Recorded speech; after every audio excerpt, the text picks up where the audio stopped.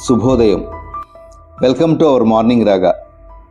ఈ టాపిక్ మీతో పంచుకోవాలంటే కొంచెం భయంగా కూడా ఉందండి. ఎందుకంటే మనం సంపాదించేది ఎంత, మనం ఖర్చు పెట్టేది ఎంత. మా రోజుల్లో అయితే ఒక 10% పక్కన పెట్టి మిగతాది మీకు డే టు డే లైఫ్లో మంత్లో మీరు ఖర్చు పెట్టుకుంటూ వెళ్ళిపోతే ఆ 10% మిమ్మల్ని సేవ్ చేస్తుంది. మెడికల్గా, ఎడ్యుకేషన్ ఏమైనా ప్రాబ్లం వచ్చినా సరే, రేపు ఉదయం ఫ్యూచర్లో ఏమైనా ఖర్చులు పెట్టాల్సి వచ్చినా సరే, ఏ విధమైన ప్రాబ్లమ్స్ అయినా సరే మనం అటాక్ చేయడం కోసం కొంత అమౌంట్ని పక్కన ఉంచడం అన్నది మా టైంలో ప్రాక్టీస్ చేసేవారు కొంతమంది. అలా ప్రాక్టీస్ చేసిన వాళ్ళందరూ కూడా జాగ్రత్తగా ఉన్నారు, ఈవేళ మంచి పొజిషన్లో ఉన్నారు. ఇందుకు మాకు స్థిరమైన ఇన్కమ్స్ ఉన్న ఉద్యోగాలు, వ్యాపారాలు అయితే వ్యాపారాలు స్థిరంగా ఉండేవి. ఎవరైనా ఒక వ్యాపారం చేస్తే చాలా కాలం అదే వ్యాపారం చేసేవారు, చాలా సంవత్సరాలు. ఎవరైనా ఉద్యోగం చేస్తే వాళ్ళు రిటైర్ అయ్యే వరకు కూడా ప్రాబ్లమ్స్ వచ్చేవి కావు. ఇప్పుడు ప్రభుత్వ రంగ సంస్థల్లోనే ప్రాబ్లమ్స్ వస్తున్నాయి, ప్రైవేట్ రంగ సంస్థల్లో అయితే చెప్పాల్సిన అవసరమే లేదు. కానీ ఈ రోజుల్లోని అప్పుడు మేము ఖర్చులకు అలవాటు పడలేదు. మాకు బయట ఫుడ్ దొరికేది కాదు, పబ్బులు ఉండేవి కావు, క్లబ్బులు ఉండేవి కావు. మాకు ఖర్చు పెట్టాలన్నా సరే మాకు సోర్సెస్ ఉండేవి కావు. మాకున్న చిన్న పరిధిలోని, మాకున్న విలేజ్లో ఒక సినిమా, మాకు ఎంటర్టైన్మెంట్, ఏదైనా బట్టలు కొనుక్కోవడం, షాపింగ్కి వెళ్ళడానికి అప్పుడప్పుడు. ఇన్ని షాపులు, ఇన్ని షోరూమ్స్ ఏమీ ఉండేవి కావు. బళ్ళు కూడా ఏమీ ఉండేవి కావండి, చేతకులు అయ్యి ఉండేవి. తర్వాత హీరో హోండాలు అయ్యి వచ్చినాయి. ఇప్పుడు చూస్తే ఏ పనికిరాని తక్కువ సీసీ ఉన్న చెత్త బండి కూడా ₹1,00,000 దాటే ఉంటుంది. ఇంకా అక్కడి నుంచి దాటితే ఏ బండి చూసినా సరే 1,00,000, 2,00,000, 3,00,000. అప్పుడు మాకు 1,00,000 అంటే హార్లీ డేవిడ్సన్, అలాగే పేపర్లో అట్లా చూసేవాళ్ళు. మాకు 10,000కి, 15,000కి, 20,000కి కూడా వెహికల్స్ వచ్చేస్తుంది ఆ టైంలో. అప్పుడు మాకు ఖర్చు పెట్టే సోర్స్ తక్కువ ఉండేది, మాకు ఇన్కమ్ తక్కువ ఉన్నా సరే మేము గెటన్ అయ్యేవాళ్ళం. ఇవాళ ఇన్కమ్ తక్కువ ఉన్నా సరే ఖర్చు పెట్టే విధానాలు బాగా ఎక్కువ ఉన్నాయన్నమాట.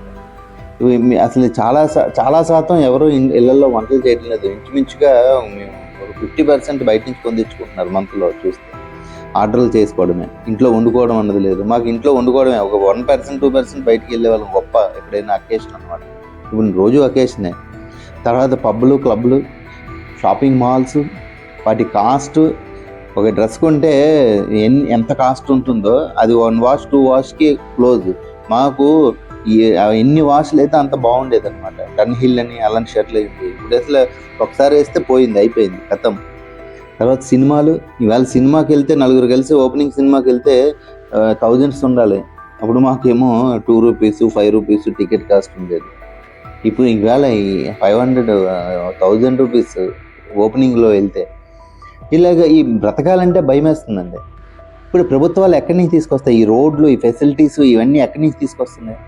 ప్రతి తల మీద వాళ్ళు డబ్బుల్ని పిండుతారు. ఏ ప్రభుత్వం వచ్చినా అంతే. మీరు ప్రధానమంత్రి అయినా అంతే, నేను ప్రధానమంత్రి అయినా అంతే, మీరు ముఖ్యమంత్రి అయినా అంతే, నేను ముఖ్యమంత్రి అయినా అంతే. వేరే సోర్సెస్ ఏమీ లేవు కదా, మన మీద నుంచే డబ్బులు తీస్తారు. కానీ మన ఆలోచన ప్రభుత్వం మనకేమిస్తుంది అని. తీసుకునేటప్పుడు ప్రతి తల మీద తీసుకుంటారు, ఇచ్చేటప్పుడు మెజారిటీ ఆఫ్ తలలకి తీసిస్తారు. అంటే గవర్నమెంట్ తీసుకున్న డబ్బులు ప్రతిదీ కూడా మళ్ళీ ఆ పర్సన్కి వస్తుందని ఎక్స్పెక్ట్ చేయకండి. కొంతమందికే వస్తుంది, అందరికీ రాదు. మీ దగ్గర నుంచి తీసుకోవడం మాత్రం పక్కాగా తీసుకుంటారు. మారిపోతున్న ప్రపంచంలోని ఎంత అవసరం పడుతుందో మొదట్లోనే 20,000 కోట్లు, 30,000 కోట్లు, 50,000 కోట్లు, 1,00,000 కోట్లు, ఈవేళ 1,50,000 కోట్లు, 2,00,000 అయినా సరే మీ మీద నుంచే తీస్తారు. రాష్ట్ర బడ్జెట్ కానీ, కేంద్ర బడ్జెట్ కానీ. అవి ఎక్కడి నుంచి తెస్తాం? మన దగ్గర నుంచే కదా, మనమే కట్టాలి కదా. ఇప్పుడు మనం సంపాదన అన్నది స్థిరంగా లేకపోతే ఎట్లాగా? మనం ఎలా బ్రతకాలి?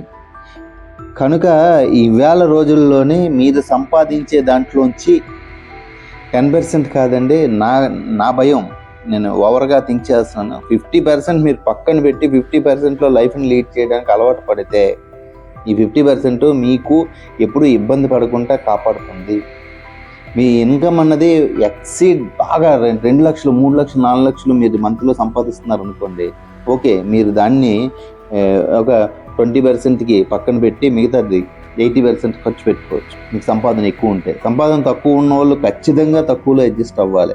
అడ్జస్ట్ అవ్వకపోతే ప్రాబ్లమ్స్ ఫేస్ చేస్తారు. ముందు రోజుల్లో అన్నీ కల్తీలే. ఇప్పుడు తినేది ఏది కూడా అంటే ప్యూర్ అన్నది లేదు. గాలి, నీరు, మొత్తం ఫుడ్ ఏదైనా సరే కల్తీయే. ఇలాంటి కల్తీ ఫుడ్లు తిన్నప్పుడు మనకు ఆరోగ్యం ఎక్కడ బాగుంటుందండి? ఖచ్చితంగా మనకు ఆరోగ్యాలు బాగోవు. దానికి తోడు ఫిట్నెస్ చేయటం లేదు, దానికి తోడు ఏమీ మెయింటైన్ చేయటం లేదు. ఈ విపరీతమైన ఫుడ్లు తినేస్తున్నాము, ఎక్కడ పెడితే అక్కడ ఫుడ్లు తినేస్తున్నాము, ఏ ఫుడ్ పెడితే ఆ ఫుడ్లు తింటున్నాము. ఆ ఫుడ్లు వాళ్ళు ప్రాపర్గా తయారు చేయటం లేదు, అది తెలుసు మనకి. అయినా సరే మనం ఏం చేయలేము. మనం బ్రతకాలి, ఎలా ప్రపంచం నడుస్తుందో అలాగే మనం బ్రతకాలి. అలాంటప్పుడు ఖచ్చితంగా మెడికల్కి సంబంధించినవి అందరూ మెడికల్కి గురవుతారు. ఈ మెడికల్లో అందరూ గురైతే మీ దగ్గర నుంచి లక్షలు మీరు నలుగురు మీ ఫ్యామిలీలో 4 మెంబర్స్ ఉన్నారు అని అంటే ఒక 20 లక్షలు 30 లక్షలు పక్కన ఉంచుకోవాలి. ఎందుకంటే మనిషికి ఒక 5 లక్షలు అనేది నథింగ్ అనమాట. హాస్పిటల్కి వెళ్తే మీరు ఇన్సూరెన్స్ చేస్తే ఇన్సూరెన్స్ మొత్తం లాగేస్తారు. కంపల్సరీ అది ఒక బిజినెస్ కాబట్టి మీరు ఆ బిజినెస్ మీద మీ మీద అటాక్ జరిగినప్పుడు మిమ్మల్ని మీరు ప్రొటెక్ట్ చేసుకోవడానికి మీకు ఒక ప్లానింగ్ ఉండాలి, ఇన్సూరెన్స్లు ఉండాలి, తర్వాత మీరు సేఫ్ సైడ్ అమౌంట్స్ ఉండాలి. సడన్గా ఏమైనా జరిగినప్పుడు మనకి రూపాయే మనల్ని కాపాడుతుంది. పూర్వం రోజుల్లో అలా కాదు, మా చుట్టూ ఉన్న బంధాలు బంధుత్వాలు మా మనుషులు మమ్మల్ని కాపాడేవారు. ఇప్పుడు అవి లేవండి. మీ దగ్గర ఉన్న రూపాయి మాత్రమే మిమ్మల్ని కాపాడుతుంది. ఆ రూపాయిని చాలా జాగ్రత్తగా కాపాడుకోండి. ప్లానింగ్ ఉండాలి. ప్లానింగ్ ఉన్నోడు మాత్రమే హ్యాపీగా ఉంటాడు. ప్లానింగ్ లేకపోతే ఏ ఒక్కరు హ్యాపీగా ఉండడు. ఖచ్చితంగా ప్లానింగ్గా ఉండండి ప్లీజ్. నేను మాట్లాడుతుంది కొంచెం ఎగ్జాగరేట్ అవుతుందేమో భయంతో. చూస్తున్న ప్రపంచం చూస్తే నాకు భయం అనిపిస్తుంది.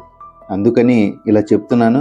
ప్లానింగ్ అన్నది ఖచ్చితంగా అవసరం ప్లీజ్.